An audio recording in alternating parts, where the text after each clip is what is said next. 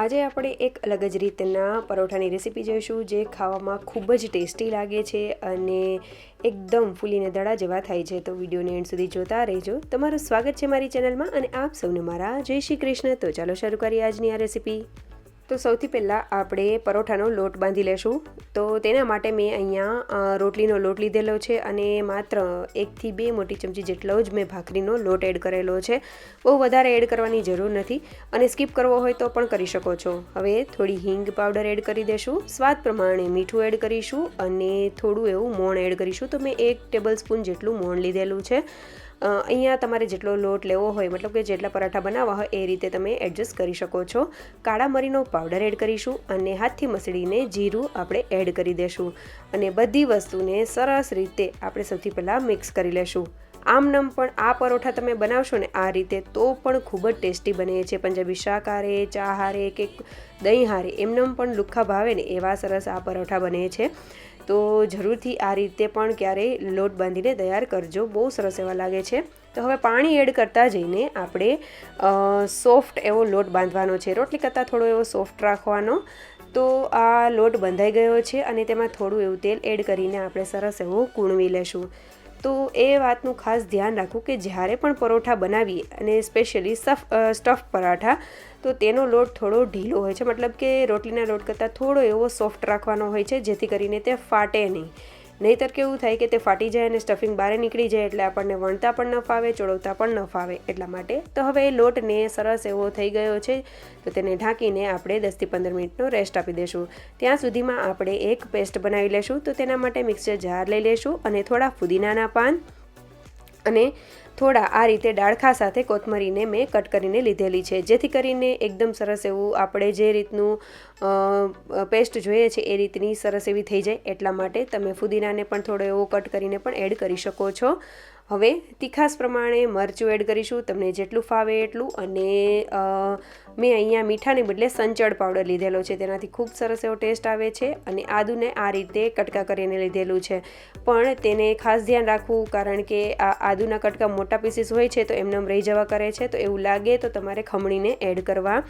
તો આ રીતે આપણે પલ્સ રેટ ઉપર કરીને આ રીતની પેસ્ટ તૈયાર કરી લેશું. હવે તેને સાઈડમાં રાખી દેશું અને ત્યાં સુધીમાં મેં અહીંયા એક બટાકા બાફીને લીધેલા છે, તેની છાલ કાઢી લેશું અને આખા જ બાફેલા હતા. તો તમારે જે રીતના પરોઠા બનાવવા હોય જેટલા પ્રમાણમાં એ રીતે તમે કરી શકો છો. મેં અત્યારે આટલા બટાકા લીધેલા છે, 7 થી 8 નંગ જેટલા નાના એવા બટાકા છે. તો તેને સરખા એવા મેશ કરી લેશું. ફોકની મદદથી મેં મેશ કરેલા છે અને બહુ વધારે ચીકણા થાય એ રીતે નથી કરવાના, સરસ એવા મેશ કરી લેશું. બહુ વધારે તેના ટુકડા રહે એ રીતે પણ નથી કરવાના. તો હવે આપણે તેમાં જે આપણે પેસ્ટ બનાવેલી છે તે એડ કરી દઈશું, ધાણા જીરા પાવડર અને પાણીપુરીનો મસાલો એડ કરીશું. તો આ જે સ્ટફિંગ છે તે પાણીપુરીના ટેસ્ટ જેવું લાગશે.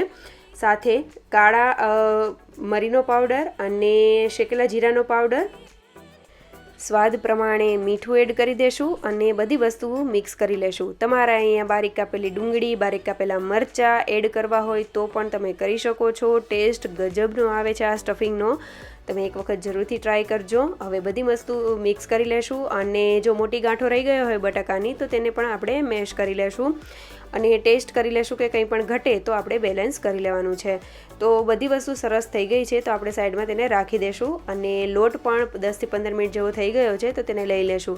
તો તમે જોઈ શકો છો કે મેં કેટલો સોફ્ટ લોટ બાંધ્યો છે. આ રીતનો સોફ્ટ લોટ રાખવાનો છે જેથી કરીને આપણા જે પરાઠા છે તે ફાટે નહીં.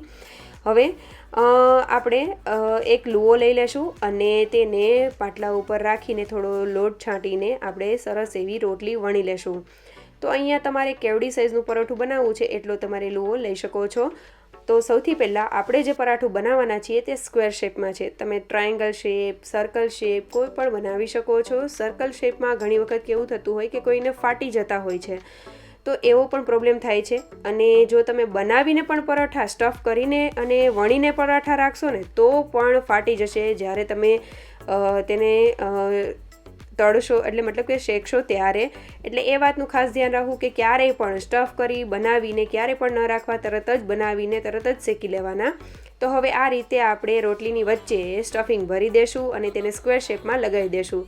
બંને બાજુથી તેને પેક કરી દેશું અને ઉપર નીચેથી પણ પેક કરી દેશું અને થોડો લોટ પાટલા ઉપર છાંટીને આ રીતે સૌથી પહેલાં આપણે તેને સ્પ્રેડ કરી લેશું.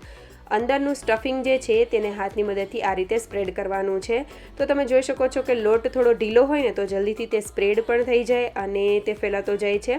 હવે જે બાજુથી આપણે વાળેલું છે એ બાજુ જ આપણે થોડું વણી લેશું, કારણ કે એ બાજુ થોડો જે લોટ હોય છે રોટલીનો તેનો ભાગ થોડો જાડો હોય છે એટલા માટે. અને આ રીતે કરવાથી પરાઠા ફાટતા પણ નથી. તો આ રીતે આપણે સરસ એવું જે સ્ક્વેર શેપ છે એ રીતે જ આપણે વણી લેશું. તો તમે જોઈ શકો છો આપણું સ્ટફિંગ હવે નીચેનું દેખાઈ રહ્યું છે. બહુ વધારે પાતળું ન કરવું, નહીંતર પણ તૂટી જશે. તો આ રીતે આપણે, મને પાછળની સાઈડ થોડું જાડું લાગતું હતું એટલે મેં 1-2 વેલણ ત્યાં પણ લગાવી દીધેલા છે. તો આ રીતે આપણે સ્ક્વેર શેપ તો બનાવી લીધેલો છે. હવે આ જે છે તે સર્કલ શેપમાં બનાવીશું. તો તેમાં મેં રોટલી એક મોટી વણેલી છે અને વચ્ચે સ્ટફિંગ એડ કરી દઈશું અને બધી બાજુથી લોટ લઈને આ રીતે તેને લુઓ આપણે પેક કરી દઈશું. અને જે રીતે આપણે સ્ક્વેર શેપમાં પ્રેસ કરીને બધું સ્ટફિંગ બધી બાજુ જે ફેલાવી દીધેલું હતું એ રીતે કરી લેશું. આ કરવાથી એક વસ્તુ એ પણ થાય, થોડું મોટું પણ થઈ જશે અને બધી બાજુ તેના એજીસ સુધી આ જે સ્ટફિંગ છે તે પહોંચી જશે. તમે જોઈ શકો છો કે વણીએ છીએ ત્યારે જ તેનું એજીસ જે છે ત્યાં સુધી સ્ટફિંગ જવા લાગ્યું છે. તો આ રીતે થતું જશે અને વચ્ચેનો ભાગ જો થોડો વધારે હોય તો તમારે જ્યારે લુઓ બંધ કરતા હોય ત્યારે કાઢી લેવો, અથવા તો તેને આ રીતે વણીશું એટલે સરસ એવું થઈ જશે. તો મેં જે બાજુ બંધ કરેલું હતું એ બાજુ જ વણેલું છે. તો બહુ પતલા એવા આ પરોઠા ન બનાવવા, નહીંતર તે તૂટી જવા કરે છે. અને વણીને પણ થોડી વાર માટે પણ ન રાખવા, નહીંતર પણ જ્યારે તમે તળશો ત્યારે તે તૂટી જશે, શેકશો ત્યારે તૂટી જશે. તો આ રીતે સૌથી પહેલાં આપણે સ્ક્વેર શેપને શેકી લેશું. તો તેના માટે મેં એડ કરી લીધેલું છે, મેં અહીંયા લોખંડનો તવો યુઝ કરેલો છે. તમે નોનસ્ટિક પેનનો પણ યુઝ કરી શકો છો. એક બાજુ થઈ જાય એટલે આપણે બીજી બાજુ તેને ફેરવી લેશું. અને મેં અહીંયા તેલ લગાવેલું છે, તમે ઘી કે બટર કોઈ પણનો ઉપયોગ કરી શકો છો. તો એક બાજુ તેલ લગાવીને આપણે તેને ફેરવી લેશું અને બીજી બાજુ આપણે તેને ફેરવીને તેલ લગાવી લેશું. તો તમે જોઈ શકો છો કે તરત જ તે ફૂલાઈ જાય છે.